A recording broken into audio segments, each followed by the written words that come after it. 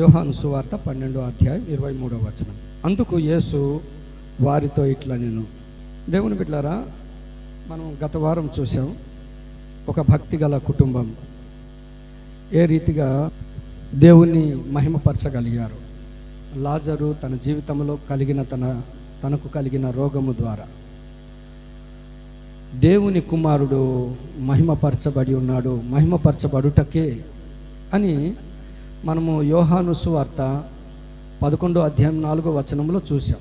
దేవుని కుమారుడు దాని వలన మహిమపరచబడును. దేని వలన అంటే ఒక మనుషునికి కలిగిన నష్టముల్లో, కష్టాల్లో, బాధల్లో దేవునికి మహిమ కలుగుతుందన్న జ్ఞానము దైవికమైన జ్ఞానము. దుష్టుని జ్ఞానం ఏంటి? తనకు కష్టము, తనకు నష్టం తెస్తే దేవునికి దూరం అయిపోతాడు అనేది దుష్టుని జ్ఞానం. దేవుని జ్ఞానం, దాని వలన మనుష్య కుమారుడు మహిమపరచబడి ఉన్నాడు. ఈ 12వ అధ్యాయం కూడా చాలా రాత్రంతా చాలా టెన్షన్ అనిపించింది. ప్రభువా, వర్తమానం ఇవ్వాలి కదా, నీ మాటల్లో ఉన్న ఆత్మావేశం వల్ల లిఖించబడిన నీ మాటల్లో మాట్లాడే ప్రతి మాటలో నీ ఆత్మ సహాయం నాకు కావాలి ప్రభు అని ప్రార్థన చేశాను. దేవుని మాటలు చదివితే అక్షరం దొరుకుతుంది, ఆత్మ దొరకడు. చాలామందికి దేవుని గ్రంథం యొక్క జ్ఞానం ఉండడం మంచిదే, అది అక్షరం మట్టుకే అవ్వకూడదు. అందులో ఉన్న ఆత్మ దేవుని మనం పట్టుకోగలిగితే మనకెంతో ఆశీర్వాదకరం. ఇక్కడ చాలా చదువుతూ ఉంటే ఒక మాట రాయబడింది. ఏమని అంటే, మనుష్య కుమారుడు మహిమ పొందవలసిన గడియ. ఇది ఏ గడియ అట? దేవుని యొక్క కుమారుడు యేసుక్రీస్తు ప్రభు మహిమ పొందవలసిన గడియ, దేవుణ్ణి మహిమపరిచే సమయం ఇది. అందుకే మన జీవితాల్లో మనం దేవుని మహిమపరచడానికి మనం కూడుకొని వచ్చాం. మనం దేవుని లేఖనాల్లో మనం చూస్తే చూడండి, ప్రకటన గ్రంథం 14:7. దేవుని బిడ్డలారా గమనించండి, దేవుడు ఎంత గొప్పవాడో అక్కడ పరిశుద్ధాత్మ దేవుడు రాయిస్తూ, మీరు దేవునికి భయపడి ఆయనను మహిమపరచుడి. దేవుని మహిమపరచుట అనేది దేవుని లేఖనం మనకు సెలవిస్తుంది. ఆయన చాలా గొప్ప దేవుడు. ఎవరును ఆయన దగ్గరికి సమీపింపరాని మహా తేజస్సులో ఆయన ఒక్కరు మాత్రమే అమరత్వము కలిగి నివసించే దేవుడు. అలాంటి దేవుని మనం ఏం చేయాలట? మహిమపరచాలి. మరొక వచనం కూడా చూద్దాం, ఎలా మహిమపరచాలో దేవుని లేఖనం సెలవిస్తుంది. దేవుని ఎలా మహిమపరుస్తున్నారో పరలోకంలో చూడండి. ప్రకటన గ్రంథం 7:11-12. దేవుని ఆరాధన చేసిరి. దేని ద్వారా దేవునికి ఆరాధన కలగాలని కోరుకున్నారు? ఎన్ని రకాలు చెప్పండి? 7 రకాలు. చూడండి ఏమేమి అంటారంటే, నంబర్ 1 ఏమంటారు? మహిమయు దేవునికి, చూడండి, దేవునికి స్తోత్రమును, మహిమయు, జ్ఞానమును, కృతజ్ఞతాస్తుతియు, ఘనతయు, శక్తియు, బలము. స్తోత్రమును, మహిమయు, జ్ఞానమును, కృతజ్ఞతాస్తుతియు, ఘనతయు, శక్తియు, బలము. ఈరోజు నీ బలము ద్వారా దేవునికి మహిమ కలగాలి, నీ శక్తి ద్వారా దేవునికి ఘనత కలగాలి, నీ జ్ఞానము ద్వారా దేవునికి ఘనత కలగాలి. దేవుడు నీ జీవితంలో జరిగించిన ఎన్నో మేళ్ళు ఉన్నాయే, కృతజ్ఞతాస్తుతులు.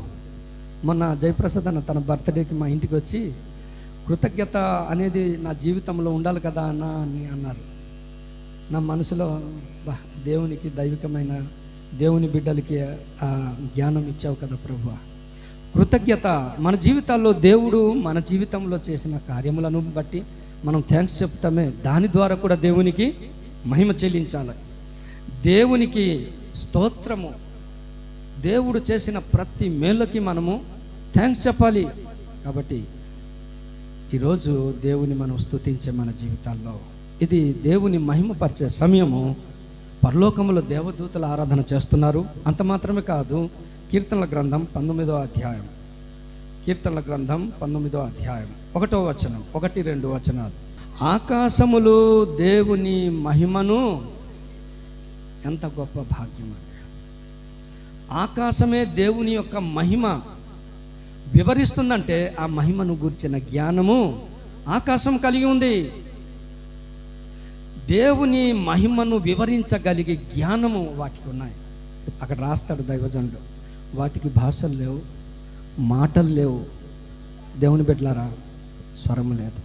ఈరోజు అవన్నీ మనకున్నాయి, అవన్నీ మనకున్నాయి. అవి వివరించగలుగుతున్నాయి దేవుని మహిమను. ఈరోజు మన జీవితాల్లో కూడా మనం దేవుని మహిమపరచాలని దేవుని గ్రంథంలో చాలా శ్రేష్టమైన వ్యక్తుల్ని మనకు పరిచయం చేశాడు దేవుడు.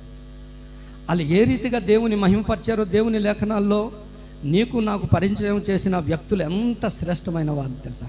వాళ్ళని చూచినప్పుడు ప్రభువా నేను కూడా నిన్ను మహిమపరచాలని ఆ కోరిక తృష్ణ మన హృదయాల్లో ఆటోమేటిక్గా వచ్చేస్తుంది. చూడండి ఇక్కడ మనం చూస్తే 12వ అధ్యాయం యోహాను సువార్త, త్వరగా మనం ధ్యానం చేద్దాం. యోహాను సువార్త 12వ అధ్యాయం. ఇక్కడ మనం చూస్తే 1, 2, 3 వచనాల్లో ఒక భక్తి గల కుటుంబం ఇక్కడ కూడా మనం చూస్తున్నాం. 11వ అధ్యాయంలో ఈ భక్తి గల కుటుంబం గురించి మనం చూసాం. ఈ భక్తి గల కుటుంబంలో ఎవరెవరు ఉన్నారు తెలుసా? మార్తా, మరియా, లాజరు. భక్తి గల కుటుంబం. ఈ భక్తి గల కుటుంబం గురించి లూకా సువార్త 10వ అధ్యాయంలో రాయబడింది. ఈ భక్తి గల కుటుంబం గురించి యోహాను సువార్త 11వ అధ్యాయం గురించి రాయబడింది. ఈ భక్తి గల కుటుంబం గురించి యోహాను సువార్త 12వ అధ్యాయంలో రాయబడింది. ఈ భక్తి గల కుటుంబం లూకా సువార్త 10వ అధ్యాయం 38 నుండి 42 వరకు చూస్తే, మార్తా తన ఇంట యేసుక్రీస్తు ప్రభుని చేర్చుకుంది. ఆ కుటుంబంలో ఎన్నో అప్ అండ్ డౌన్స్ అప్పటికే ఉన్నాయి. అక్కడ చూస్తే మార్తలో తొందర ఉంది, మార్తలో కలవరం ఉంది, మార్తలో విచారం ఉంది. ఆమె పరిచర్య చేస్తూనే ఉంది. ఎన్నో రకాలైన అప్ అండ్ డౌన్స్ మధ్యన ఆమె పరిచర్య చేస్తూ ఉంది. లూకా సువార్త 10వ అధ్యాయం. అప్పుడే యేసు ప్రభుని ఇంట చేర్చుకున్న ఆమె జీవితంలో ఎన్నో మెచ్యూరిటీ లెవెల్స్ లేని పరిస్థితుల మధ్య పరిచర్య ఆమె చేసింది. అయితే దేవుని ద్వారా ఆమె సరిచేయబడుతూ ఆమె వచ్చింది.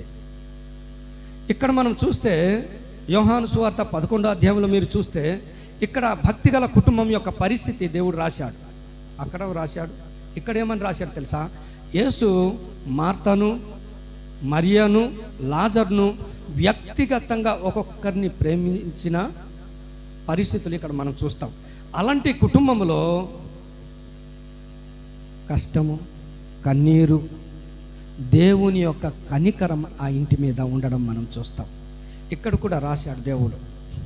అయితే యోహాను సువార్త 12వ అధ్యాయంలోనికి వచ్చేసరికి ఒక పరిపూర్ణమైన భక్తి గల కుటుంబం.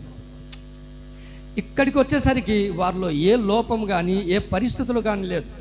11వ అధ్యాయంలో చూస్తే 11వ అధ్యాయంలో ఎన్నో కష్టాలు, ఎన్నో పోరాటాలు, ఎన్నో నిరాశ, నిస్పృహలు. 12వ అధ్యాయంకి వస్తే ప్రభుని మహిమపరచగలిగినంత ఒక పరిపూర్ణమైన భక్తి గల కుటుంబాన్ని మనం చూస్తాం. 11లో కష్టము, 12లో గొప్ప ఆదరణ, గొప్ప సంతోషం, ఆనందం. మీరు రోమపత్రిక 7, 8 అందరు చదువుకోండి. 7వ అధ్యాయంలో పోరాటం, పౌలు పోరాటం చేస్తున్నాడు. దేంటట? మంచి చేయాలనుకుంటున్నాను, మంచి చేయలేకపోతున్నాను. ఏదైతే చేయాలనుకుంటున్నానో అది చేయలేకపోతున్నాను. పోరాటం, యుద్ధం. 8వ అధ్యాయంలోనికి వస్తే గొప్ప విజయం. యేసుక్రీస్తు నందున్న వారికి ఏ శిక్షా విధి లేదు. అయ్యో అని సంబోధించాడు, నో ప్రాబ్లం అని చెప్తున్నాడు. 8వ అధ్యాయం. దేవుని బిడ్డలకి జీవితాంతం కష్టము, కన్నీరు, బాధలే ఉండవు. 11వ అధ్యాయము కష్టాలు, బాధలు, కన్నీరు అన్నీ ఉన్నాయి. వాటితో పాటు దేవుని యొక్క కనికరము, దేవుని యొక్క దయ ఆ అధ్యాయంలో మనం చూస్తున్నాం. 12వ అధ్యాయంలోనికి వస్తే ఆ నమూనాలు మార్తా, మరియా, లాజర్లో లేవు. ఏం కనిపిస్తుంది తెలుసా? చూడండి, ఎలాంటి భక్తి గల కుటుంబం అంటే మొదటి వచనం, భక్తి గల కుటుంబం, భక్తి గల సంఘం, భక్తి గల సహవాసం ఎలాగుండాలంటే ఇదిగో. అందరిలో ఒకే లక్షణాలు లేవు, ముగ్గురులో 3 రకాలైన లక్షణాలు. అద్భుతమైంది, అవసరమైంది దేవుని పరిచర్యలో, దేవుని సంఘంలో, దేవుని కుటుంబంలో అవసరమైన లక్షణాలు ఏమున్నాయంటే లాజరు గురించి రాస్తాడు. 11వ అధ్యాయం మొదటి వచనం చదవండి. 11వ అధ్యాయం మొదటి వచనంలో చూస్తే బేతనీయలోనున్న లాజరు అని వ్రాయబడింది. Okay, got my point? బేతనీయలోనున్న లాజర్ని పరిచయం చేస్తూ బేతనీయ అనే గ్రామాన్ని పరిచయం చేశాడు. మనకు కూడా ల్యాండ్ మార్క్ అంటారు. మన అడ్రస్ చెప్తే మీ ల్యాండ్ మార్క్ అంటారు. లాజర్కి ల్యాండ్ మార్క్ ఏది? బేతనీయ. 12వ అధ్యాయం 1వ వచనం. ఇక్కడ మీరు చూడండి, అక్కడేమని ఉందంటే లాజరు ఉన్న బేతనీయ. ఎంత మంచి సాక్ష్యం అండి! బేతనీయలో ఉన్న లాజరు ఉల్టా జీవితాల్లో కష్టాలు ఒకటే ఉండవు మనకు. 11వ అధ్యాయంలో ఉన్న కష్టాలు 12వ అధ్యాయంలో భక్తి గల కుటుంబంలో లేవు. ఈరోజు నీకున్న కష్టము రేపటి దినాన్న ఉండదు. భక్తి కొరకు కష్టపడుతున్నామా? భక్తి కొరకు ఎవడైనా సరే భక్తి కలిగి బ్రతకను ఉద్దేశించు వారికి ఏమొస్తాయట? కష్టాలు వస్తాయి, హింస కలుగుతుంది. అయితే దేవుని బిడ్డలారా, ఇక్కడ మనం చూస్తే లాజరు, బేతనీయలో ఉన్న లాజరు, ఇప్పుడు 12వ అధ్యాయంకి వచ్చేసరికి లేపబడిన ఈ లాజరు గురించి రాస్తూ లాజరు ఉన్న బేతనీయ. ఎంత మంచి సాక్ష్యం! ఈ లాజరు గురించి వ్రాయబడింది. ఈయన తన జీవితంలో 2వ వచనంలో ఏమని వ్రాయబడిందంటే లాజరు యేసుతో కూడా భోజనమునకు చెల్లి కదా. లాజరు యేసుతో కూడా భోజనమునకు కూర్చున్నవాడు. లాజరు గురించి వ్రాయబడింది. లాజరు యొక్క సాక్ష్యం గురించి వ్రాయబడింది. ఎంత మంచి సాక్ష్యం అంటే 9వ వచనం. నాకు చాలా సంతోషం అనిపించింది. లాజరు ఎలా మారిపోయారు తెలుసా? కొంతమంది ఆ ఊర్లో ఉన్నారు, తమ వారిని విడిచి లాజర్ని బట్టి చేస్తారు. ఇక్కడ కూడా కొంతమంది ఉన్నారు. నాకు ఎప్పుడైనా ఆదరణ కలిగిందంటే వారిని గుర్తు చేసినప్పుడల్లా నాకు ఆదరణ కలుగుతుంది.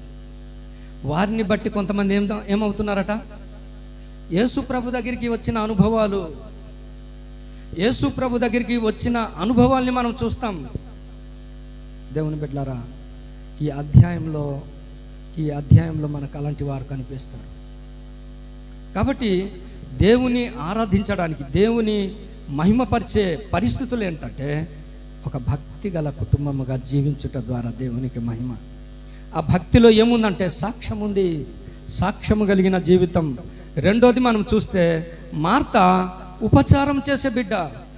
లూకా సువార్తలో ఉన్న పరిస్థితులు, లూకా 10వ అధ్యాయంలో ఉన్న పరిస్థితులు 12వ అధ్యాయంలో మార్తలో లేదు. ఒక పరిపూర్ణమైన, ఒక శ్రేష్టమైన ఉపచారం గురించి ఏమని వ్రాయబడిందంటే హెబ్రీ పత్రిక 6వ అధ్యాయం 10వ వచనం. హెబ్రీ పత్రిక 6:10. ఈ ఉపచారములో దేవుడు మెచ్చుకొనే ప్రేమ అనే లక్షణం ఉంది. ఈ ఉపచారంలో ఏముందట? తన నామమును బట్టి చూపిన ప్రేమ. ఉపచారంలో ప్రేమ ఉంది. దేవుడు ఎంత ఇష్టపడ్డాడు తెలుసా? అందుకే ఈయన సహోదరులకు మీరు చేసింది నాకు చేసినట్టే అన్నారు. అందులో దైవికమైన ప్రేమ ఉంది. ఇక్కడ కూడా నాకు ఆదరణ ఏంటి తెలుసా? సాక్ష్యం కలిగిన దేవుని బిడ్డల్ని దేవుడు ఈ హోరేబు సంఘంలో ఇచ్చాడు. మనం కష్టపడితే ఇంతమంది సంపాదించిన వ్యక్తులు కారు, విశ్వాసులు కారు. కొంతమంది సాక్ష్యాల ద్వారా దేవుని మందిరానికి వచ్చిన పరిశుద్ధులు ఇక్కడ ఉన్నారు. అంత మాత్రమే కాదు, ఉపచారం చేసిన ఒక సహవాసం దేవుడు మనకిచ్చాడు. మనం we have to say thanksgiving, we have to praise the God. దేవుని ఎందుకు మనం స్తుతించాలి అంటే, ప్రభువా సంఘంలో సాక్షులను ఉంచావు ప్రభువా. సంఘంలో నేను ఉపచారం చేయలేకపోవచ్చు, కానీ నా పక్షమున, నా సంఘంలో, నా సహవాసంలో మాకు పరిచర్య చేసే సహోదరుని ఉంచావు ప్రభువా. ఎందుకో మార్త ఉపచారము దేవుడు రాయించాడు. ఆ సహవాసంలో సాక్ష్యం ఉంది, ఆ సహవాసంలో ఉపచారం ఉంది. తర్వాత చూస్తే మరియా యొక్క ఒక విలువైన సమర్పణ కలిగిన ఆరాధన ఉంది. ఎంత మంచి సంఘం అండి, ఎంత మంచి కుటుంబం అండి, ఎంత మంచి సహవాసం. దేవుని బిడ్డలారా, మన జీవితాల్లో గమనించండి. సహవాసంలో దేవునికి మహిమ ఎప్పుడు తెలుసా? సాక్ష్యం కలిగిన వ్యక్తులు లేపబడినప్పుడు. అందుకే మనం దేవుని ఆరాధన చేయాలి. ప్రభువా, సాక్షులను నా సంఘంలో ఉంచావు, నా కుటుంబంలో ఉంచావు, ఉపచారం చేసేవారిని ఉంచావు. ఇదిగో సమర్పణ. మనలో కొంతమంది ఉన్నారు, చాలామంది ఉన్నారు, శ్రేష్టమైన విలువైన వాటితో దేవుని అర్పించే సమర్పణ కలిగిన కుటుంబాలు ఉన్నాయి. ఈరోజు సంఘము సహవాసం ఇంత ఆత్మీయంగా ఎదగడానికి ఇదిగో ఈ స్వభావం కలిగిన వారు. అందుకే మనం దేవుని ఆరాధన చేయాలి.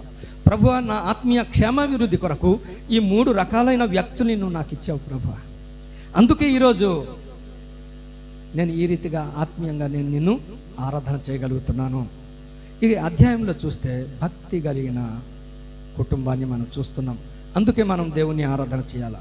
రెండోది మనం చూస్తే చూడండి, 10 నుండి 15 వరకు మనం చూస్తే ఇక్కడ 13వ వచనం ఒకటి చదువుదాం. 12 నుండి 15 వరకు మీరు తర్వాత చదువుకోండి. 13వ వచనం, దేవుణ్ణి స్తుతించడానికి ఆరాధించడానికి మరొక గుంపు ఉంది. ఆ మొదటి గుంపులో భక్తి గల కుటుంబంలో ఒకడు ఉన్నాడు. ఎవడట? యూదా ఇస్కరియోతు. అతని గురించి చదవండి. ఆయన ఎలాంటోడు చూడండి. ఒక శ్రేష్టమైన భక్తి గల కుటుంబం దేవునికి ఒక దైవికమైన కార్యం చేస్తుంటే ఒక ప్రశ్నించే బలహీనుడు, భక్తిహీనుడు ఒకడు ఉంటాడు. అలాంటి వారి విషయంలో మనం ఫోకస్ చేయాల్సిన అవసరం లేదు. మనం దేన్ని బట్టి ఆరాధన చేయాలి తెలుసా? సంఘంలో ఉన్న పరిశుద్ధులందరిని బట్టి, పేరు పేరున. నేను ఉదయాన్నే లెగిస్తే ప్రతి ఒక్క భక్తి కలిగిన ప్రతి బిడ్డను బట్టి, వారి కుటుంబాన్ని బట్టి మొట్టమొదట దేవుని స్తుతిస్తాను. నేను by name by name by name, పేరు పేరున దేవుని స్తుతిస్తాను. దేవుని బిడ్డలారా, ఇంత సహవాసంలో, యేసుక్రీస్తు ప్రభు యొక్క సహవాసంలోనే యూదా ఇస్కరియోతు ఉంటే మనకుండడా? ఉంటాడు. అతనితో మనకు పని లేదు. మన జీవితంలో ప్రభుని సేవించడానికి భక్తి గల కుటుంబం. రెండోది మనం చూస్తే, ఇక్కడ చూస్తే దేవుని స్తుతించడానికి రెండో గుంపులో, జనసమూహంలో ఖర్జూరపు మట్టలు పట్టుకొని దేవునికి స్తుతి. ఖర్జూరపు మట్టలు దేనికి సాదృశ్యము? మనం తర్వాత రాబోయే దినాల్లో పామ్ సండే అని అంటుంటారు. మనకు ఆచారాలు, అలవాటు అంటే ఆ కరిస్మాటిక్ మనకు అవసరం లేదు, కానీ కొన్ని విషయాలు మనం నేర్చుకోవచ్చు. ఖర్జూరపు మట్టలు జయ జీవితానికి సాదృశ్యం. మన దేవుడు జయించువాడు కాబట్టి మన జీవితాల్లో జయశీలుడావాగు ఓ నా ప్రభువా జయ గీతములు. మన ఏ గీతాలు పాడాలట? జయ గీతాలు పాడాలి. కాబట్టి దేవుని బిడ్డలారా, ఇక్కడ మనం చూస్తే ఖర్జూరపు మట్టలు జయ జీవితానికి. ఈరోజు మనం ఎందుకు దేవుని స్తుతించాలి తెలుసా? మన జీవితాల్లో అనేకమైన నేత్రాశను జయించే భాగ్యం దేవుడిచ్చాడు. శరీర ఆశలను, శరీర కోరికలను, శరీర కార్యాల్ని అధిగమించి జయించే కృప ఇచ్చాడు. పౌలు గారు ఏమంటాడు తెలుసా? ఇట్టి మరణమునకు లోనైన శరీరము నుండి ఎవడు రక్షిస్తాడు అన్న పౌలు గారికి రోమపత్రిక 8వ అధ్యాయం 1వ వచనంలో తన ప్రత్యక్షత ఇచ్చాడు. క్రీస్తు నందున్న వారికి అంత జయమే. అందుకు నాకు ఇష్టమైన ప్రార్థనలో ఒక పాయింట్ మీరు కూడా గుర్తుపెట్టుకోండి. మీ పిల్లల గురించి ప్రార్థన చేసినప్పుడు చూడండి, 1 కొరింథీ పత్రిక 15వ అధ్యాయం 57వ వచనం, మన ప్రభు అయిన యేసుక్రీస్తు మూలమున నీకు శరీర ఆశల మీద జయము. యేసుక్రీస్తు మూలమున నీ చదువులో, నీ శోధనలో, నీ కష్టాల్లో, ప్రతి దాంట్లో ఎవరి మూల అన్నట? యేసుక్రీస్తు మూలమున జయం. దట్స్ ఆల్, అంతే. యేసుక్రీస్తు. ఇప్పుడు పాట పాడతాం. నేను రాసిన ఒక పాట, నీ చేతుల్లోనే నాకు సురక్షితము, నిన్ను చూచినే పాడేదా, యెహోవాయే నా వెలుగు, నా రక్షణ, నా బలం, నీ నామమే నా దుర్గము. దేవుని యొక్క నామము ఎలాగుంటుంది తెలుసా? దుర్గం. బీటు బాంబర్లు పడినా నో ప్రాబ్లం. యేసుక్రీస్తు నామమున ఒకవేళ అపజయాలు వస్తున్నాయా? యేసుక్రీస్తు నామము వలన జయం. అందుకే నేను ప్రార్థన చేసినప్పుడు 1 కొరింథీ పత్రిక 15వ అధ్యాయం 57వ వచనం, యేసుక్రీస్తు మూలమున మనకు విజయం. అందుకే మనం దేవుని స్తుతించాలి. That's all. మనం స్తుతించాలి. ఎందుకు తెలుసా? సంఘంలో ప్రభువా జయించే వారిని నువ్వు ఉంచావు ప్రభువా. పడిపోయే వారితో మన సహవాసం కాదు, జయించే వారితో దేవుడు మనకు సహవాసం ఇచ్చారు. జయించేవారు అంటే దేవునికి ఎంత ఇష్టం తెలుసా? ఒక్క వచనం చూడండి, ప్రకటన గ్రంథం 3వ అధ్యాయం. ఆయన జయించువాడు ఆయనతో కూడా కూర్చుండబెట్టేవారిని ఎవరట? జయించేవారు. ఈరోజు దేవునితో కూర్చుండబెట్టే స్థితి ఎందుకు తెలుసా? నువ్వు అబద్ధాన్ని జయించావు, నువ్వు పాపాన్ని, శరీర కార్యాలని జయించావు. నేను చెప్పేది ఏంటంటే, ఏ స్థితిలో ఉన్నా దేవుడు మనకు జయ జీవితం ఇస్తున్నాడు. మనం అందుని బట్టి దేవుని ఉత్సహిస్తూ మనం దేవుని ఆరాధన చేయాలి. 3వ భాగంలో మనం చూస్తే భక్తి గల కుటుంబాలని బట్టి మనం దేవుని స్తుతించాల. భక్తి గల సంఘము సహవాసాన్ని బట్టి దేవుని మనం ఆరాధన చేయాల. 2, మన జీవితాల్లో జయ జీవితం ఇస్తున్నారు కాబట్టి దేవుని మనం ఆరాధన చేయాల. దేవుడు మనకు ఆయన దయ కనికరం చూపు వాడు మాత్రమే కాదు, మన రాజుగా గుర్తించే భాగ్యం మనకిచ్చాడు. 3వది మహిమించడానికి. కొంతమంది ఉన్నారు, ఎవరట వీళ్ళు? గ్రీసు దేశస్థులు. ఆ పండుగలో ఆరాధింపవచ్చిన వారిలో కొందరు, అందరు కాకపోవచ్చు, కొందరి యొక్క ఆశ ఏంటంట? యేసు ప్రభుని చూడాలి, యేసుని చూడాలా. మనం ఎందుకు ఆరాధన చేయాలి తెలుసా? సంఘములో ఫిలిప్పు లాంటి వారు ఉన్నారు. అలా 5 రొట్టెలు 2 చిన్న చేపల దగ్గర ఫిలిప్పు ఆయనకి సెట్ అవ్వలే, కానీ ఇక్కడ మాత్రం సెట్ అయ్యాడు. ఏంటంట? యేసుని చూడ్డానికి ఎవరు పనికి వచ్చారట? ఇక్కడ గ్రీసు దేశస్తులకి యేసుని చూపించే ఆ కృప, ఆ పరిచర్య ఫిలిప్పుకి ఇచ్చాడు. నపంసకుడు వెళ్ళిపోతా ఉంటే ఐథోపియా రాణి క్రింద ఉన్న మంత్రి, పరిశుద్ధాత్మ దేవుడు ఎవరిని వాడుకున్నాడట? అది చదవండి ఒకసారి. ఈ ఫిలిప్పు ఆ ఫిలిప్పు ఒకరో కాదు, నేను అంత స్టడీ చేయలేదు. ఏదైనా అంటే ఫిలిప్పు లాంటి వారు ఉన్నారు, అది నా కాన్సెప్ట్. మళ్ళీ అన్న ఆ ఫిలిప్పు ఈ ఫిలిప్పు ఒకటేనా కాదా, ఈ ప్రశ్న ఈ ప్రపంచాలు మనకొద్దు. అంటే ఆ పరిచర్య, ఆ దర్శనం కలిగిన వ్యక్తుల్ని చూడండి. ఇక్కడ ఒక్కసారి చూద్దాం. 8వ అధ్యాయము 28వ వచనం. రైట్ అక్క, థ్యాంక్ యూ. 29వ వచనం చదవండి. ఎవడైనా త్రోవ చూపించకపోతే నాకు ఎలా తెలుస్తుంది? ఈ లోకంలో చాలా మంది అలాంటి వారు ఉన్నారు. అందుకే మనం దేవుని ఎందుకు స్తుతించాలి తెలుసా? ప్రభువా, ఇక్కడ కూడా మేము యేసుని ఎరగని వారమే, దేవుని వాక్యము సరిగా అర్థం చేసుకున్నని వారమే, దేవుని ఉపదేశాలు తెలియని వారమే. అయితే సంఘములో ఇదిగో ఫిలిప్పు లాంటి వారిని ఉంచావు ప్రభువా. నీ వాక్యాన్ని ఎత్తి యేసును చూపించగలిగే సామర్థ్యం కలిగిన దేవుని బిడ్డల్ని, సేవకుల్ని, పరిచారకుల్ని సంఘంలో నువ్వు ఉంచావు ప్రభువా, నీకు స్తోత్రం. అపోస్తలులు, ప్రవక్తలను, సువార్తికులను ఇచ్చావు ప్రభువా, నీకు స్తోత్రం. ఏదో ఇడిది అటుది ఇది కావచ్చు, మా ఉమ్మాక అంటే కొన్ని ఇడిది కావచ్చు, అడిది కావచ్చు. దీనమ్మ నాకు నువ్వు ఎటు నుండి ఎటుకో, ఏ చివరికి వెళ్ళిపోతావు, ఏ ముందుకు వచ్చేస్తావు తెలియట్లేదండి అని.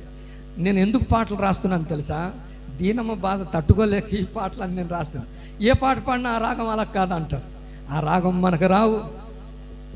మా ఇయ్యులో కూడా ఎప్పుడు పాడినా నీకు సరిగా నీకు రాగం రాదన్నాడు. ఒకరోజు అన్నాను, ప్రభువా ఈ రాగాలు గొడవ నాకు ఎందుకు, నేను చాలా ఎవడైనా ఏదైనా అంటే చాలా బాధపడతాను కదా, నా పాటలు నేను రాసుకుంటే నాకు అడిగినోడు ఎవడు లేడుగా, నాకు ఇంకెవడున్నాడు ప్రభువా. మొన్న కూడా ఒక చరణం రాసి స్టీఫెన్ తమ్ముడుకున్న రమేష్ పాల్కి పంపిస్తే రమేష్ పాల్ ఊరుకుంటాడా? ఆయన ఒక చరణం రాసేసి ఆయన నాకు పంపిస్తే, అన్న ఇది దాన్ని కనెక్ట్ చేసే అన్నాడు. పాడతాం, మేము తర్వాత పాడతాం. దేవుని బిడ్డలారా, మన కోమల తమ్ముడు మేము అంతా కలిసి ఒక రిహార్సల్గా ఒకసారి పాడాం. దేవుని బిడ్డలారా, ఎందుకు మనం స్తుతించాలంటే, ప్రభువా నిన్ను చూచే కృప చాలా మందిలో లేదు, నీ వాక్యాన్ని అర్థం చేసుకునే కృప చాలా మందికి లేదు. అయితే నిన్ను పరిచయం చేసే, ఇదిగో ఐథోపియా ఆ మంత్రికి ఫిలిప్పు పరిచయం చేసినట్టు, గ్రీసు దేశస్థునికి ఫిలిప్పు పరిచయం చేసినట్టు, సంఘములో నీ వాక్యమును పరిచయం చేయడం, నీ వాక్యం యొక్క అర్థం చెప్పడం, నీ వాక్యం యొక్క మర్మమై ఉన్న క్రీస్తును చూపగలిగే బిడ్డల్ని దేవుడు ఈ సంఘములో ఉంచాడు. అనుదినము ప్రతి వారము ఒక కొత్త ఉపదేశం దేవుడు మనకి ఇస్తున్నాడు. ఎంత ఆనందించాను తెలుసా? ఇక్కడికి వచ్చేసాను ప్రభువా, ఈ అధ్యాయం ఏంటి అర్థం అవ్వట్లేదంటే ఒక్క మాట, మనుష్య కుమారుడు మహిమపరచబడతాడు. ఎవరిని బట్టి? భక్తి గల కుటుంబం. ఆ భక్తి గల కుటుంబంలో ఏముందట? ఆరాధన ఉంది, సాక్ష్యం ఉంది, ఉపచారం, సంఘంలో ఇది ఉంది ప్రభువా, అందుకే నిన్ను స్తుతిస్తున్నాను. జయించే వారిని బట్టి దేవునికి మహిమ స్తుతి కలుగుతుంది. ఎదుకో ఆరాధించే వారిలో చాలామందికి యేసు ప్రభు, ఇక్కడ కూడా కూర్చున్న వారిలో చాలామందికి యేసు ప్రభుకి తెలీదు. ఈరోజు యేసు ప్రభుని పరిచయం చేసే కృప సంఘానికి ఇచ్చావు ప్రభువా, మిమ్మల్ని స్తుతిస్తున్నాను. ఆ పరిచర్యలో నన్ను పాలిభాగస్తునిగా చేసావు ప్రభువా అని దేవుని ఆరాధన చేద్దాం. అట్టి కృప పరిశుద్ధాత్మ దేవుడు మనందరికీ అనుగ్రహించును గాక. ఒకరి తర్వాత ఒకరు త్వరగా ఆరాధన